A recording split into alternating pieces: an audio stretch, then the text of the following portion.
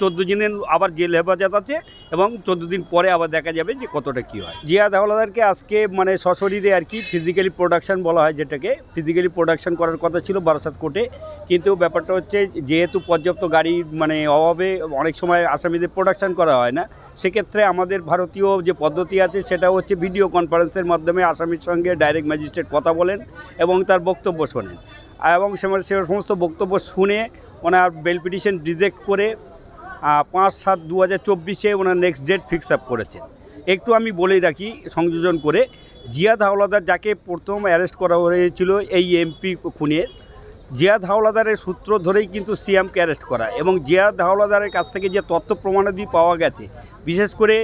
যে মানে সঞ্জীবা গার্ডেনের যে ফ্ল্যাটে ছিল সেই গার্ডেনের থেকে সিসিটিভি ফুটেজ থেকে শুরু করে সিআইডি ভবনী মানে সিআইডি অফিসাররা সমস্ত তদন্তকারী সংস্থা যে আছে, তদন্তকারী সংস্থা সমস্ত কিছু কিন্তু তারা যে মানে সিসিটিভি ফুটেজের প্রায় 16 GB মেমোরি কার্ড থেকে শুরু করে যে গাড়িটা ইউজ করা হয়েছিল এই মার্ডারের জন্য, অর্থাৎ মানে দেহের অংশগুলো বিভিন্ন জায়গায় ফেলে দেওয়ার জন্য সেই গাড়িটা সিজ করা হয়েছে, তার রেজিস্ট্রেশন নম্বর অর্থাৎ তার সমস্ত supporting papers and documents collect করেছে সিআইডি। এছাড়াও এই মানে ওর কাছ থেকে ডিউরিং পিসি পিরিয়ড অনেক ডেভেলপমেন্ট জিয়াদ হাওলাদারের কাছ থেকে হয়েছিল, এবং তার সূত্র ধরেই সিয়ামকে অ্যারেস্ট করা হয়েছিল। এবং সিয়াম যেহেতু এই মুহূর্তে এখনও পিসিতে আছে, পিসি থেকে রিটার্ন আসলে এর কাছ থেকে কতটা ডেভেলপমেন্ট হচ্ছে সেইটাই দেখার বিষয়। আর জিয়াদ হাওলাদারকে আজকে ভিডিও কনফারেন্সের মাধ্যমে হিয়ারিং হওয়ার পরে